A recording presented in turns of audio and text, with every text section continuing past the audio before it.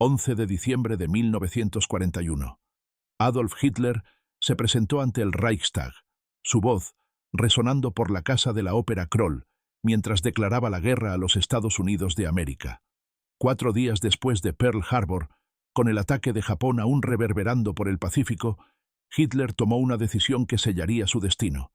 Pero mientras hablaba ese día, enumerando los pecados de América, condenando a Franklin Roosevelt, prometiendo victoria, no tenía idea de lo que acababa de hacer. Creía que entendía el poder estadounidense.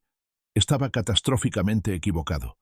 El hombre que declaró la guerra a América esa mañana de diciembre operaba bajo suposiciones que le parecían lógicas, fundamentadas en la ideología que había pasado décadas construyendo. América, en la visión del mundo de Hitler, no era una nación en absoluto.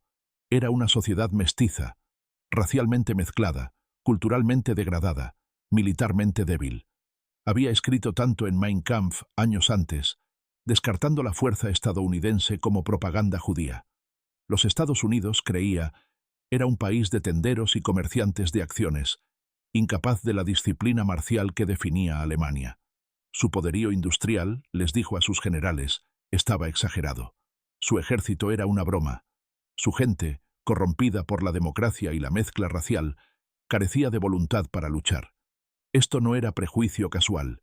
Esta era la base del pensamiento estratégico de Hitler.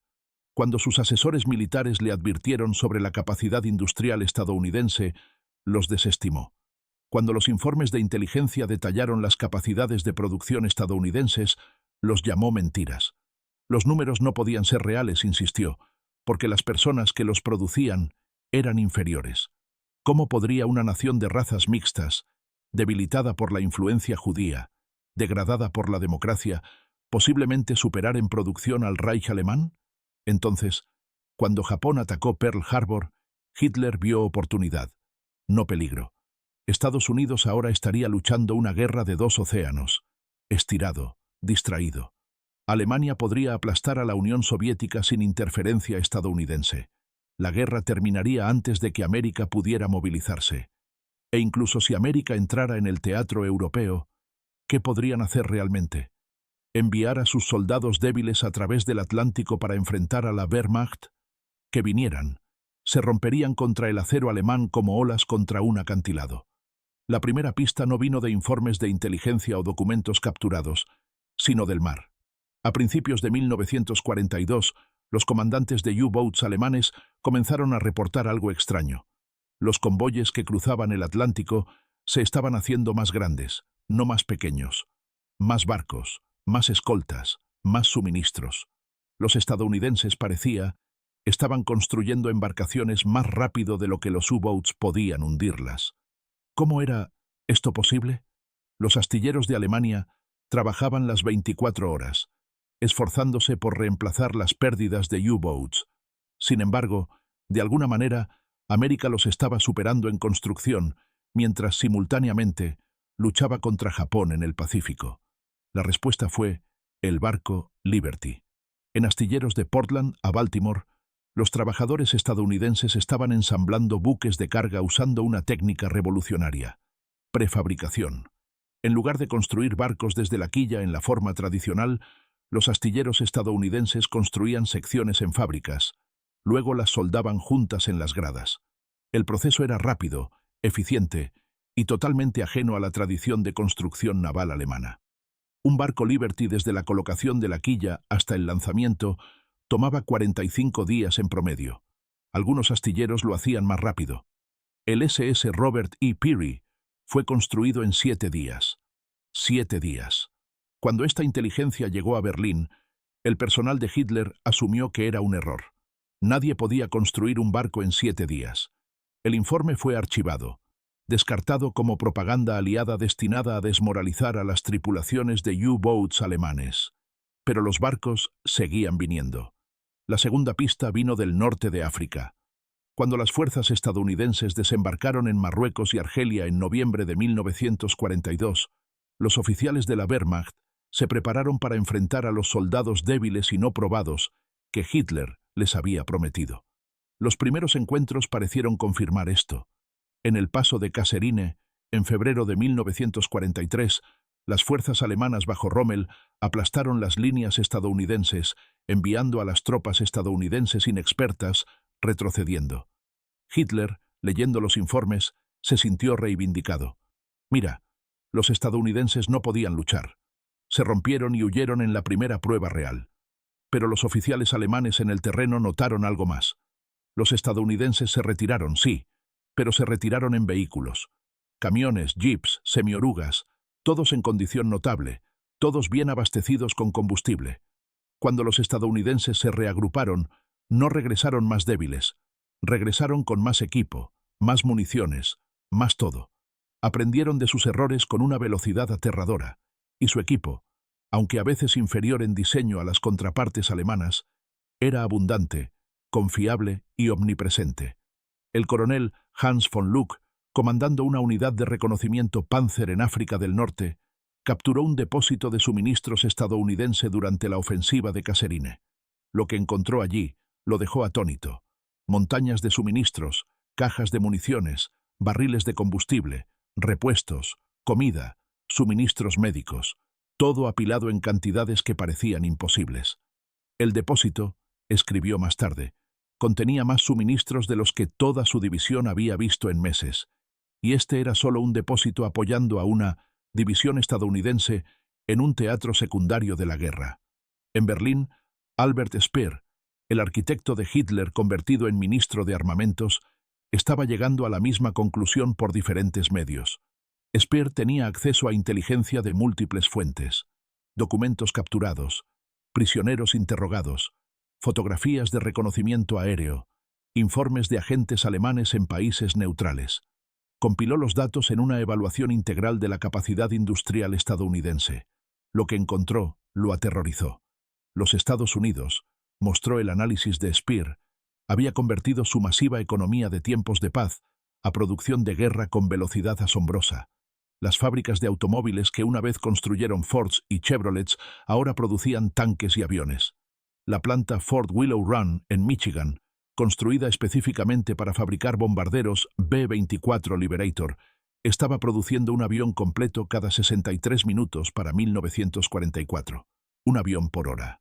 La planta era tan grande que los supervisores usaban bicicletas para ir de un extremo al otro.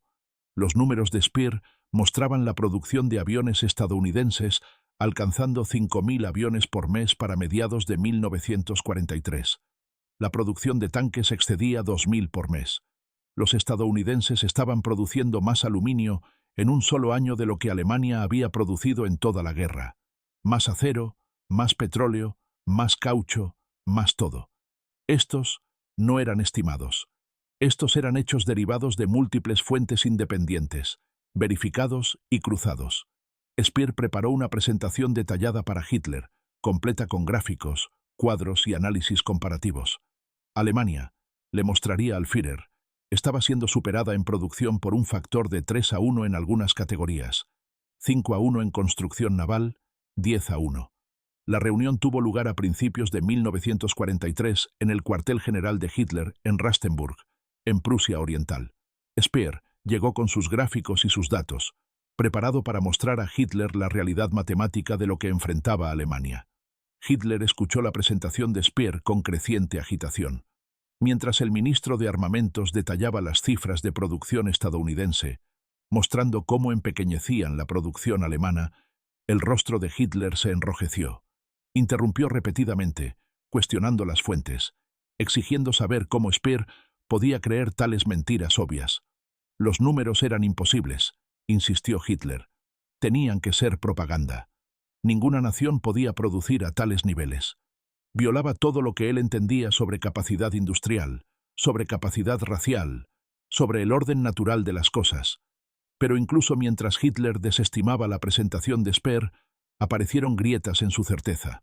Exigió saber por qué. Si la producción estadounidense era tan vasta, no estaba abrumando a las fuerzas alemanas inmediatamente. Speer tenía una respuesta para eso también: tiempo y distancia. Las fábricas estadounidenses estaban produciendo las armas, pero llevarlas a través del Atlántico, entrenar tropas para usarlas, construir la logística para sostenerlas en combate, todo eso tomaba tiempo. Pero ese tiempo se estaba agotando. La tercera pista vino de los cielos sobre Alemania.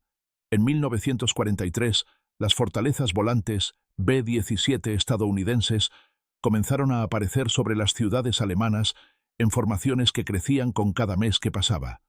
Al principio, docenas de bombarderos, luego cientos.